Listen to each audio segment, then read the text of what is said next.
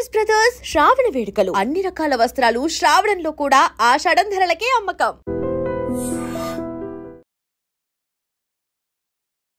కాళ్ల పారాని ఆరకముందే ఓ నవ వధువు పెళ్లి కూతురు బలవన్మరణానికి పాల్పడిన విషాదకర ఘటన సత్యసాయి జిల్లా సోమందేపల్లి మణికంఠ నగర్లో జరిగింది.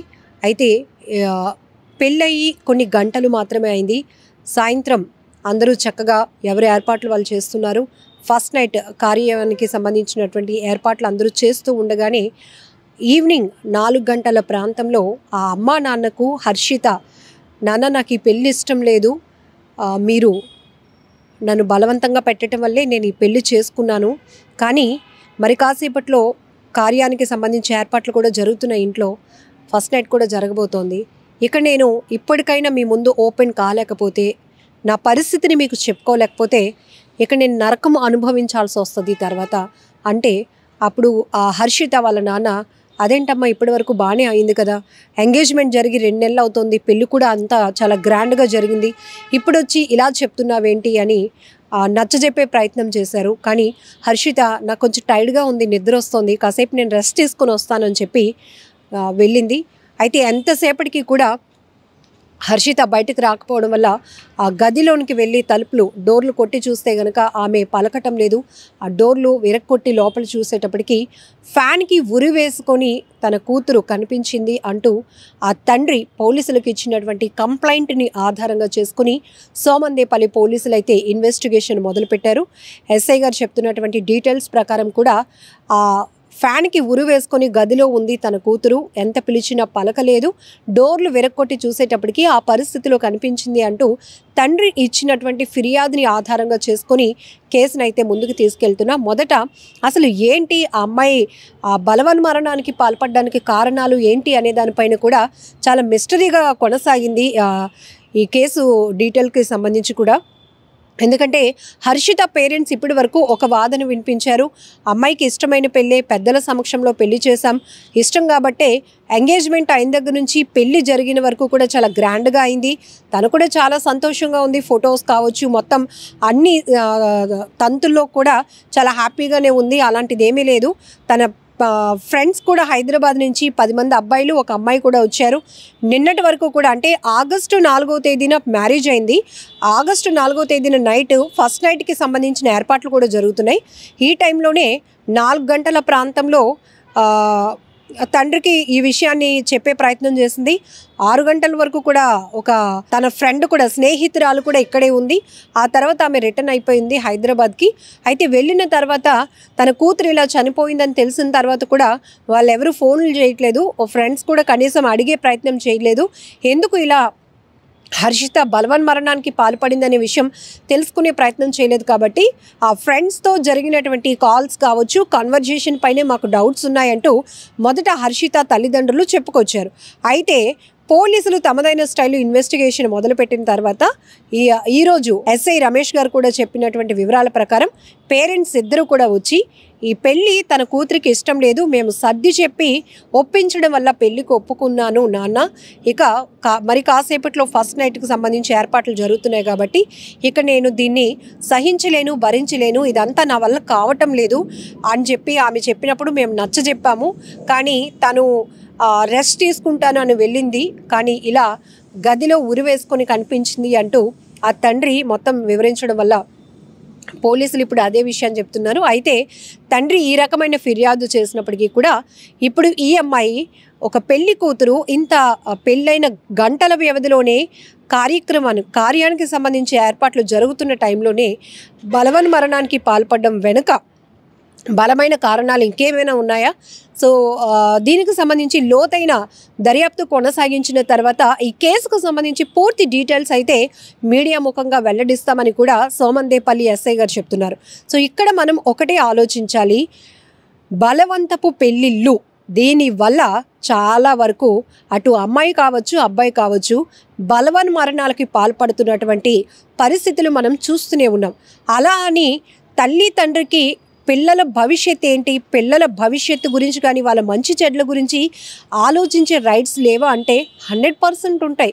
ఎందుకంటే వాళ్ళ పిల్లలు ఎలా ఉంటే బాగుంటుంది అనేది ఆలోచన చేయాల్సిన ఎంత అవసరం ఉందో పిల్లల ఇష్టాలను గౌరవించాల్సిన పరిస్థితి తల్లిదండ్రులకు కూడా ఉంది. అలానే తల్లిదండ్రులు ఇప్పటి వరకు మనకి ఏం కావాలి, ఏది మంచి ఏది చెడు అని మనల్ని అడిగి పెంచలేదు. కొంత ఏజ్ వచ్చిన తర్వాత, మెచ్యూరిటీ లెవెల్స్ వచ్చిన తర్వాత మనకి ఇది బాగుంటుంది, మనం ఇది చూస్ చేసుకునేటటువంటి ఫ్రీడమ్ కావచ్చు, ఆలోచన శక్తి మనకు వస్తుంది. బిఫోర్ అంతా కూడా మనం పేరెంట్స్ పైన డిపెండ్ అయిన వాళ్ళమే.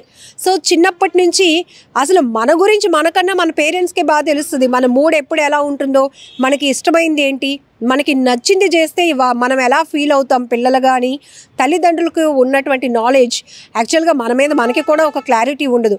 ఇక్కడ 2 రకాల కోణాల్లో విశ్లేషణ. ఒకటి, పిల్లల పాయింట్ ఆఫ్ వ్యూలో ఆలోచన చేస్తే వాళ్ళు చేసింది రైట్, వాళ్ళు ఎంచుకునేదే కరెక్ట్ అనుకుంటారు.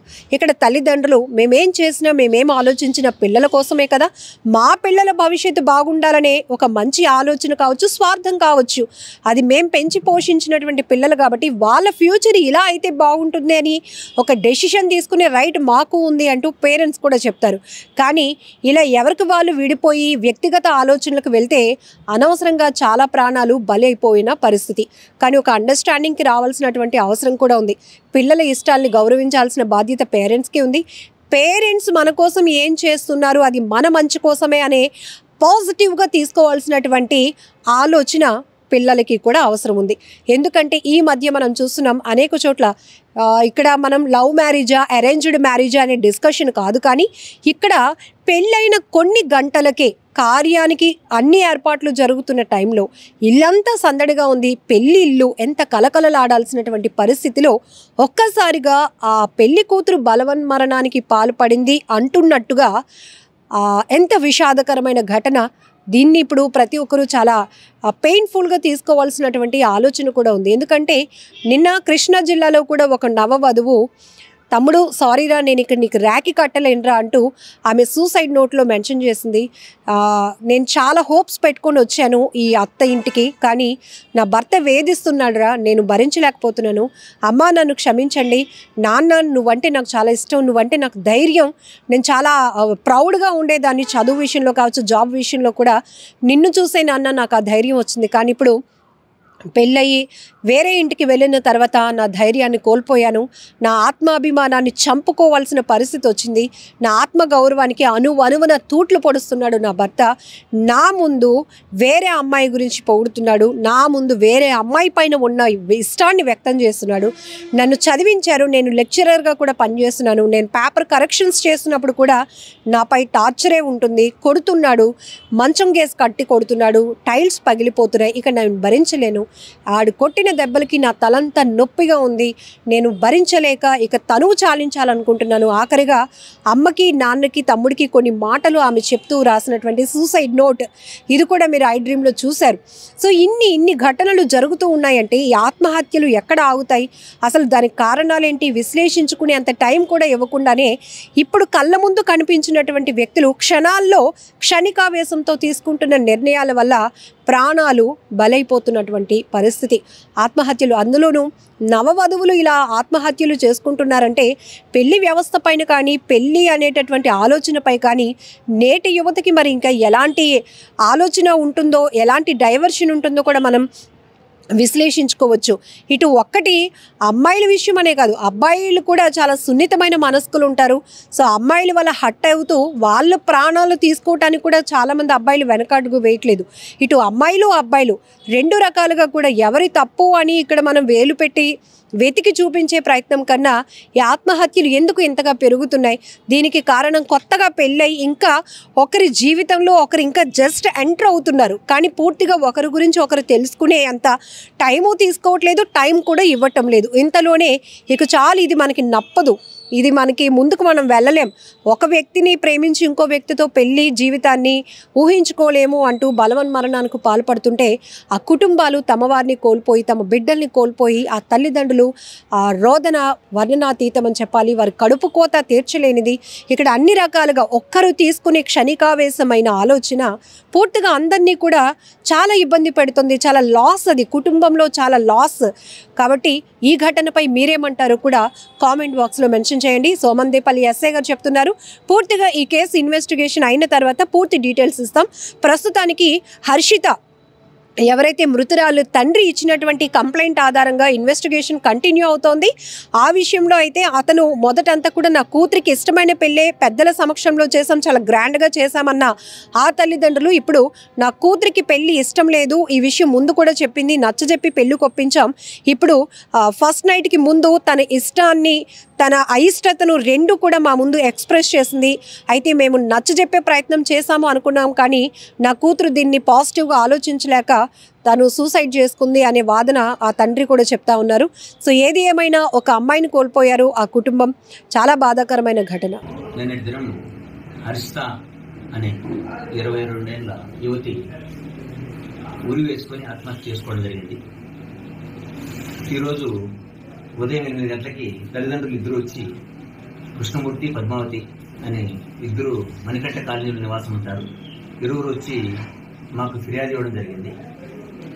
2 నెలల క్రితం బాగేపల్లికి సంబంధించిన ఒక ప్రైవేట్ ఎంప్లాయీకి నిశ్చితార్థం చేసుకుని నిన్నటి దినం బాగేపల్లి దగ్గర కళ్యాణ మండపంలో పెళ్లి చేసుకుని అమ్మ నాన్న ఇంటి దగ్గర శోభన కార్యక్రమాలకి సాయంత్రం 4 గంటలకి చేరుకున్నారు. చేరుకున్న తర్వాత అమ్మ నాన్నతో, నాన్న నాకు ఈ పెళ్లి ఇష్టం లేదు, నాకు ఇప్పుడే పెళ్లి చేసుకోవాలని కూడా లేదు, ఇంకా మీరు నిశ్చయించినారు కాబట్టి చేసుకున్నాము, దీనికి సంబంధించి నేను ఇప్పుడు కూడా చెప్పకపోతే ఇబ్బందులు పాలవుతానని చెప్పేసి మీకు చెప్తున్నాను, అలాగని చెప్పేసి క్యాన్సిల్ అయితే మీ పరువు పోతుందని నేను గమ్మునున్నాను అని చెప్పేసి చెప్పిందట.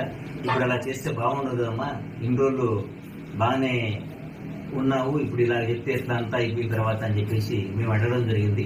సరేలే నాన్న, ఏదైతే అదైతుంది అని చెప్పేసి అలసిపోయాను, కొంచెం రెస్ట్ తీసుకుంటా అని చెప్పేసి పర్సనల్ వెళ్ళి అనుకుంటా అని చెప్పి వెళ్ళింది.